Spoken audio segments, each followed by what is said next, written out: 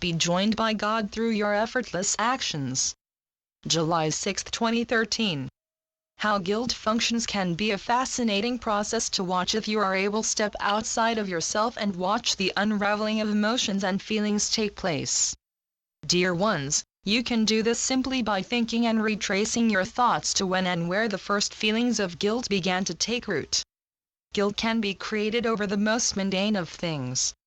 We have observed some people discover they feel guilty after a long day of work and personal challenges, that they choose to relax instead of doing a chore such as washing the dishes or another daily activity that is normally done. As a child, guilt is felt differently.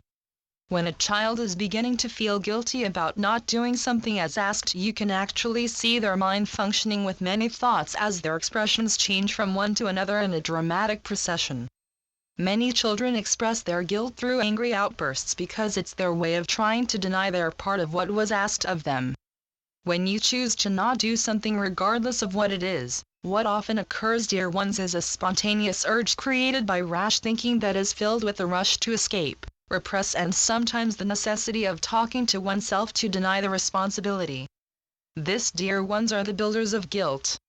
When one is feeling guilt, many negative thoughts enter the overthinking mind, such as self-punishment, possibly negative self-talk based on the possibility of causing another person disappointment.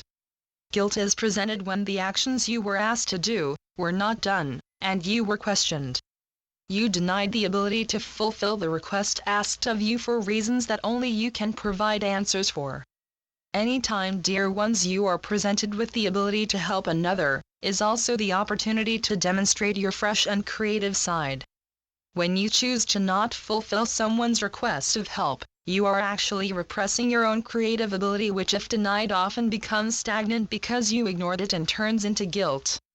Understand, dear ones, guilt is never a judgment about any one person.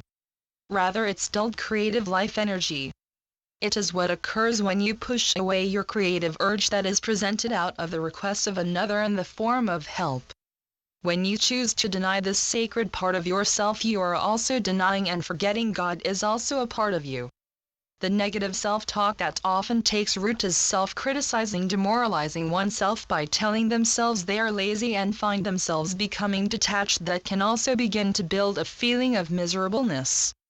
There are many things people around the globe feel guilty for. Some people have the sense of guilt for not doing the daily chore they always do at the end of the day, or they feel guilty for not helping the people of third world countries. They feel guilty over their lack of action in their own lives, etc. The examples of what a person can feel guilty over is endless. The reasons can be big and small. Guilt has no discrimination over the size of the issue. Unfortunately, there are many dear souls that share your earth that are brought up to think it is their guilt that motivates their actions, when in reality, dear ones, guilt is truly a lack of motivation. What guilt does is create stagnation, and if left for too long it will fester and rot. You know, dear ones, there is always room for action on your part, and it is up to you to make that choice. To be actively part of your life, and actively and motivated to each area of your life, moves you closer to your own truth, demonstrating the creative energy that is alive inside of you, that is filled with God's presence. Every time you choose to not act when someone has asked for your assistance, you are encouraging guilt to enter. You can't offer advice to others if you yourself can't follow your own wisdom. Mulling over all of your past achievements will not bring you closer to being the charitable and helpful person we know you can be. Get up, dear ones, and help when you can. If at that particular moment you cannot fulfill a request asked of you because you are already in the middle of something, then it is up to you to ask if you can fulfill this request at later time and follow through. When someone asks you for your assistance, this is considered as a privilege, an honor to be asked for help. They thought of you, and this is your opportunity to shine your creative energy through your efforts, even if all you were asked was to mow a lawn or drive someone to a store that is too far. Being able to fulfill a request asked of you is very rewarding, and if looked at with a positive light, it is also a great confidence booster and can easily motivate you into doing more helpful work around your community. There are many community centers that always accept good reliable help even though help is done on a voluntary basis, knowing that there is no money given as payment for your efforts. Guilt has never been a motivator. It is actually the opposite of motivation. Any guilt you have creates stagnation when your creative energy is not honored and you create a separation between yourself and God. Understand, dear ones, when there is no division between you and your actions, what you do is effortless, there is an absence of guilt and the actions you do seem as if they are being done by another when in fact they are joined by God. When you feel the heaviness of guilt enter your mind, the negative thinking, you can quickly overcome this feeling instead of ignoring the heaviness and making it worse. Allow yourself to be moved by the energy to fulfill the task that you were about to put off, and before you know it, that mundane task is done, making it one less thing needed to accomplish before your day comes to an end. Guilt, dear ones, does not take your feelings into consideration, so it is up to you to think of ways that are productive and creative that will overcome guilt's attempt to enter your mind and still follow through fulfilling the requests asked of you.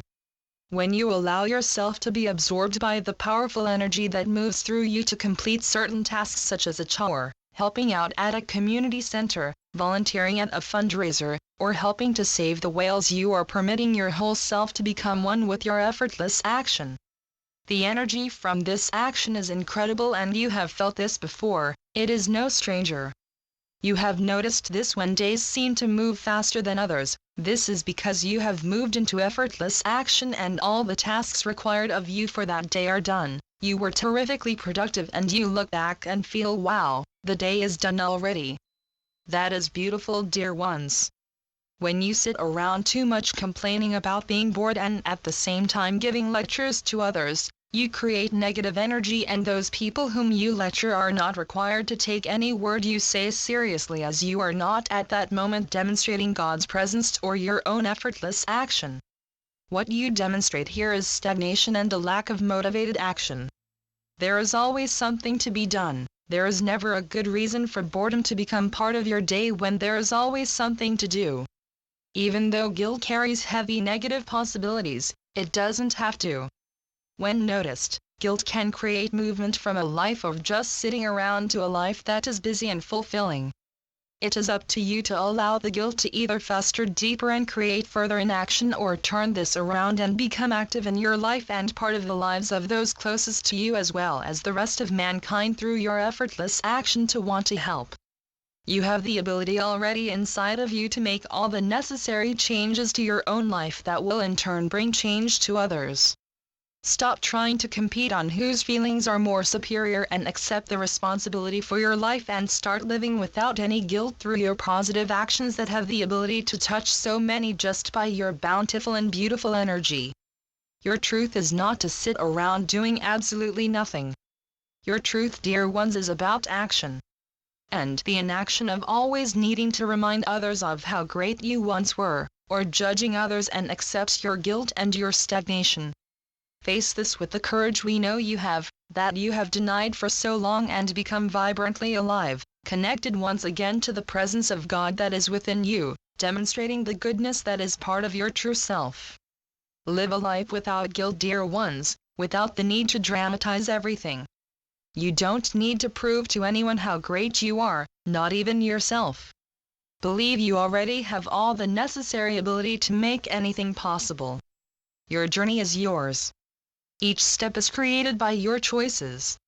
We encourage you to make the decision to bring in more positive changes that will enhance all corners of your life, creating more dynamic energy that is inspiring, helpful, and filled with God's presence in each action. We know you can, but it is up to you to believe this as well. I am Archangel Tzadkiel through Julie Miller.